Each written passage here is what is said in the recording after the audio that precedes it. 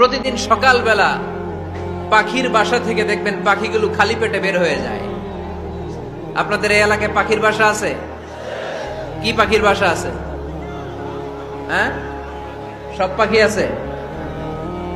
তো সকালবেলা দেখবেন পাখির বাসা থেকে পাখিগুলো খালি পেটে বের হয়ে যায়।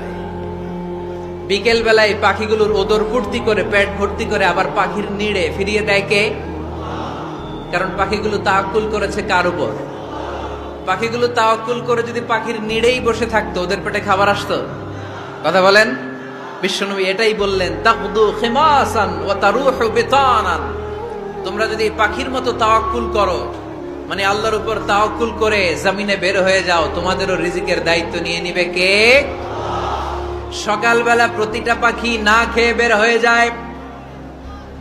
একটা পাখির পেটের ভেতরে কোনো দানা পানি নাই, কিন্তু আল্লাহর উপর তাওয়াক্কুল করে পাখিগুলো যখন বের হয়ে যায়, বিকেল বেলা পেট ভর্তি করে ওদর ভর্তি করে আবার পাখির নিরে পাখিগুলোরে ফিরিয়ে দেয় কে? পাখিগুলোকে আমাদের মতো খাবার জমা করে রাখতে পারে? আমরা তো 7 দিনের বাজার একবারে করে ফ্রিজে রাখি। পাখিদের ফ্রিজ আছে না? আছে। আমাদের অতিরিক্ত টাকা হলে আমরা ব্যাংকে ব্যালেন্স করে রাখতে পারি, অ্যাকাউন্ট করে রাখতে পারি। পাখিরাও তো অ্যাকাউন্ট করে রাখে না? না, প্রতিদিন না খেয়ে বের হয়। কালকে ওই পাখিটা কি খাবে, কোন জায়গা থেকে তার রিজিকের ব্যবস্থা হবে, আল্লাহ ছাড়া কেউ জানে। এটার নাম তাওয়াক্কুল। এটার নাম কি? আমাদের সাধ্যের, আমাদের ক্যাপাসিটি, আমাদের ক্যাপাবিলিটির সবটুকু করে আমরা তাওয়াক্কুল করি একজনের উপর। চিল্লায় বলেন, তিনি কে? এজন্য ইসলাম আমাদেরকে শিখায়, সালাত যখন শেষ বের হয়ে যাও, কাজে নেমে পড়ো। কাজে কোনো লজ্জা নাই, পরিশ্রমে কোনো লজ্জা আছে? যিনি রিক্সা চালায় এতে তার কোনো লজ্জা আছে? দিনমজুর, কুলি, ঠেলা গাড়ি চালায়, ছোট্ট ব্যবসা করে, এতে কোনো লজ্জা আছে? লজ্জা নাই। খেয়াল রাখবেন, লজ্জা হচ্ছে অলসতায়। লজ্জা কিসে? নিজ হাতে উপার্জিত খাবারের চেয়ে, অর্থের চেয়ে শ্রেষ্ঠ খাবার পৃথিবীর কোন মানুষ কোনদিন ভক্ষণ করে নাই। চিল্লায় কোন সুবহানাল্লাহ। শ্রেষ্ঠতম খাবার নিজ হাতে উপার্জিত খাবার। ঘাম জড়িয়ে যে অর্থ উপার্জন করা হয়, যে ইনকাম করা হয়, এটা হালাল।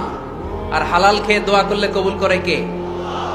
এজন্য খেটে খাওয়া মানুষ, শ্রমজীবী মানুষ আর মেহনতি মানুষদেরকে বিশ্বনবী খুব ভালোবাসতেন।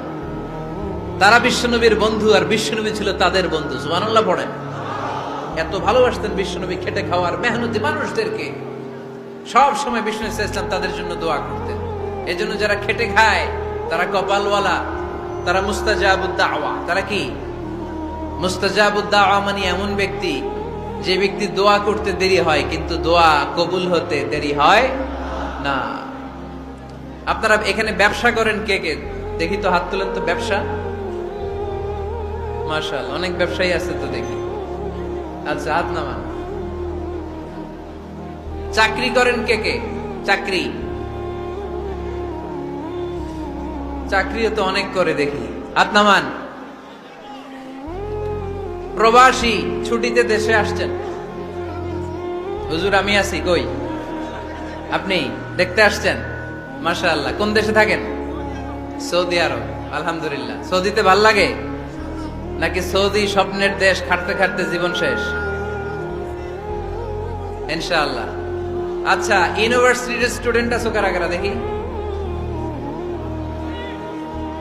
মাশাআল্লাহ, হাত নামাও। ক্লাস 5 থেকে ইন্টারমিডিয়েট পর্যন্ত পড়াশোনা করতেছো, অথবা দাখিল আলিম পর্যন্ত, কারা কারা দেখি? মাশাআল্লাহ, হাত নামাও, হাত নামাও। একবারও যারা হাত তোলেন না, এবার তারা হাত তোলেন। আন্নেরা কি করেন? হ্যাঁ, বেকার।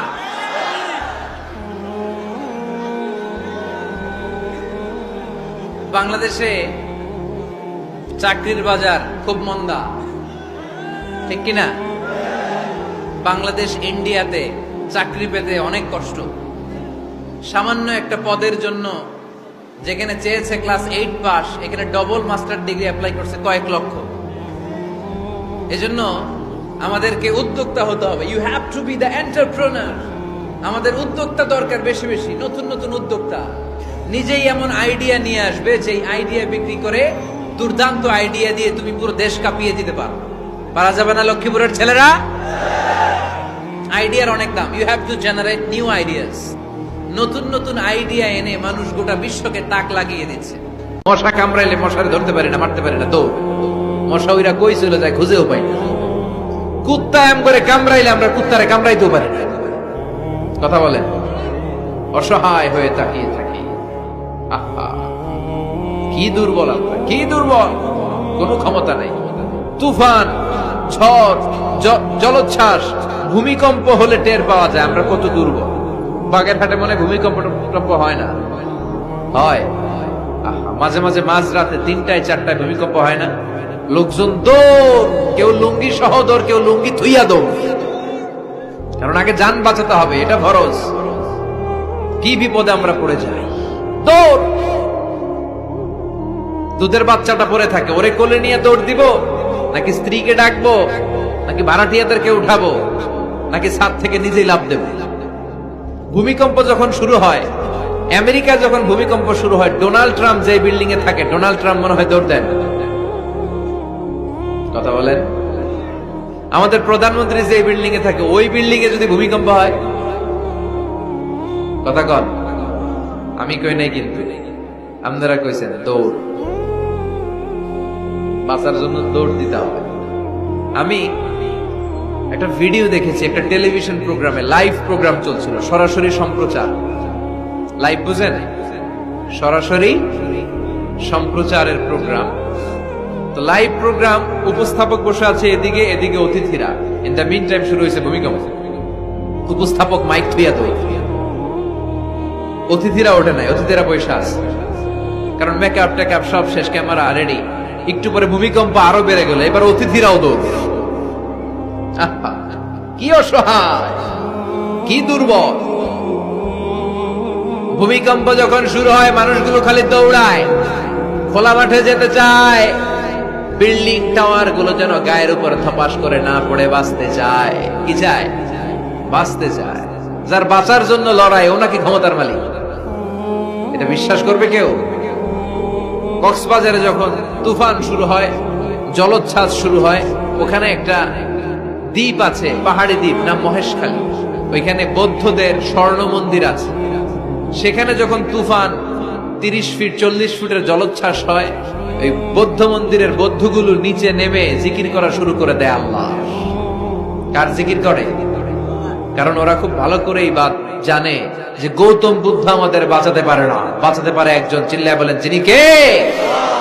সাইয়েদনা ওমর ফারুক যখন মসজিদে নববীর ইমাম, তিনি ইয়ামান দেশের কিছু লোকদের সাথে সাক্ষাৎ করলেন। কোন দেশের? ইয়ামান, যুদ্ধ বিধ্বস্ত একটা দেশ এখন।